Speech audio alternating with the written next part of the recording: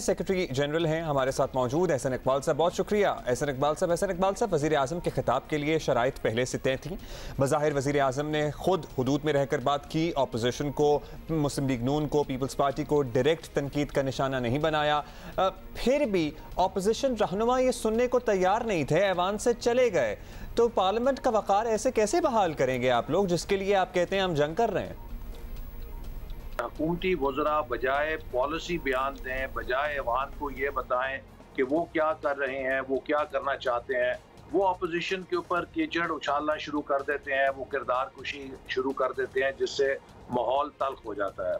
और अगर एक मुस्बत बात की जाए और हुकूमत की तरफ से ऐवान की रवायात की पासदारी की जाए तो कोई वजह नहीं कि ऐवान का माहौल ख़राब हो। आप देखिए दुनिया में कोई मिसाल है कि जहाँ पे हुकूमत के वज़रा और सरकारी बेंचेस पर बैठे हुए अरकान हुल्लड़बाजी कर रहे हों और वो ऐवान की कार्रवाई डिस्टर्ब कर रहे हों? दुनिया में हमेशा अपोजिशन एहतजाज करती है पार्लियामेंट के अंदर। ये पहली हुकूमत है कि जो खुद एहतजाज करती हुई नजर आ रही है। हमारे जो मुस्लिम लीग नून की क़यादत थी वो उसी वक्त इत्तफाक से जो कौमी सलामती की कमेटी का इजलास है उसके हवाले से सिक्योरिटी के जो माहिरीन हैं, पाकिस्तान के जो मायानाज खारजा मुल्क के माहिरीन हैं, उनके साथ एक मुशावरती इजलास में भी शरीक थी।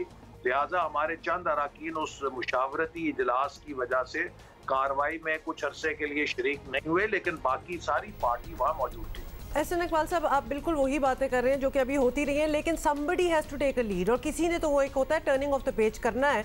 अब वज़ीर आज़म ने बराह रास्त अपोजिशन से दरख्वास्त की है कि इंतखाबी इस्लाहात के लिए बात करते हैं। बड़ी दावत है ये, अपोजिशन भी इस पर काम ऑब्वियसली करना चाहती है, तो अब दावत आ गई है, हुकूमत से बात कर लें। कोई एक चीज़ में तो at least you can also in the and से कि भाई अगर हम ना आपके साथ हाथ मिलाते और इस बात को आगे लेके जाते तो ये बात ना होती। सो कॉन्ट्रीब्यूट। देखिए हमने तो 2018 के इंतखाबात के फौरन बाद इंतखाबी इस्लाहात की कमेटी कायम करवाई थी, जिसकी सरबराही परवेज खटक साहब कर रहे थे। हुकूमत ने उसे 1.5 साल तक सर्द खाने में डाले रखा, उसके बाद वो कमेटी खत्म हो गई। और अब भी हुकूमत ने इंतखाबी इस्लाहात के लिए बजाय कोई मीनिंगफुल कंसल्टेशन करने के यकतरफा तौर पे पहले ऑर्डिनेंस जारी किया, इसके बाद बुलडोज करते हुए ऐवान से ऐसे कवानीन पास कराए जो आइन के भी खिलाफ थे, जो मुरवजा पार्लिमानी रवायात के भी खिलाफ थे, और उस पर फिर स्पीकर ने एक कमेटी बनाई कि जो उन कवानीन का जायजा लेगी और उन पे नजर सानी के लिए कानूनी पहलुओं पर गौर करेगी। लेकिन अगले ही दिन हुकूमत के मुशीर बाबर अवान साहब ने कह दिया कि अब किसी चीज़ पे नजर सानी नहीं हो सकती। हमारा मसला ये है कि ये हुकूमत एक दिन कुछ बात करती है, अगले दिन ही उस बात से मुकर जाती है। लिहाजा हमारी तजवीज़ ये है कि इलेक्शन कमीशन जो पाकिस्तान का आईनी इदारा है, जिसका मैंडेट है कि आज़ाद मुनसिफाना इलेक्शन कराए, अगर इलेक्शन कमीशन तमाम सियासी जमातों को दावत दे और वहाँ पर इस पर डायलॉग हो और कौमी इत्तफाक राय किया जाए, और जो भी इत्तफाक राय होगा उन कवानीन की तरमीम के लिए या उन तजावीज़ पे अमल दरामद के लिए हम पार्लियामेंट से जिस पे ज़ाहिर PTI का मौक़िफ़ ये है, कल फवाद चौधरी साहब भी फरमा रहे थे कि इलेक्शन कमीशन ने तो जो पार्लियामेंट ने कवानीन बनाकर देने, उनके तहत इंतखाबात कराने हैं। वो कवानीन क्या बनाने हैं, वो तब्दीलियाँ क्या होंगी, वो तो पार्लियामेंट ने तय करना है, एंड इट मेक्स सेंस।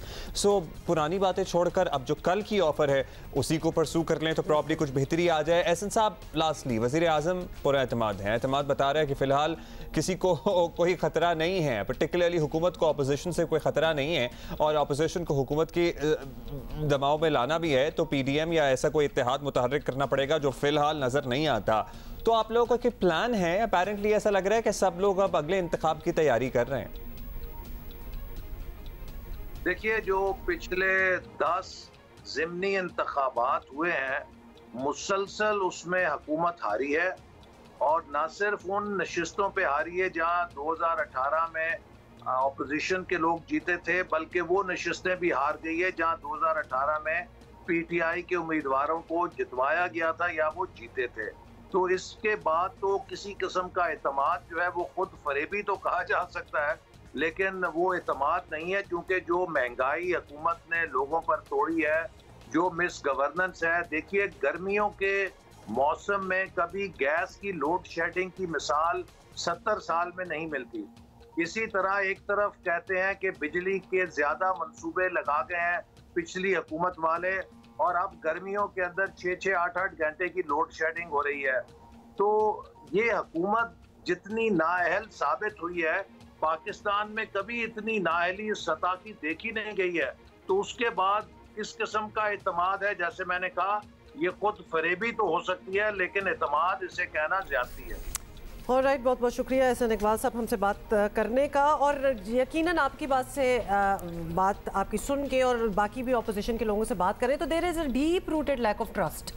तो वो कि पहले भी ये रिफॉर्म्स की बात हुई है, लेकिन उसके ऊपर कोई थॉरोफेयर, उसके ऊपर मजीद बात नहीं हुई, सालों गुजर गए, तो अब दोबारा से सो बेसिकली अब आप बिलीव नहीं कर सकते कि there is some sincerity there, और आपकी बातों से बिल्कुल यही लग रहा और था। आखिरी जो बात उन्होंने की है कि हुकूमत पर एतमाद जो आवाम को लग रही है वो नहीं है। उन्होंने कहा जी खुद फरेबी का ये शिकार हैं, तो ये तो वक्त ही बताएगा कि पुर एतमादी है या खुद फरेबी है।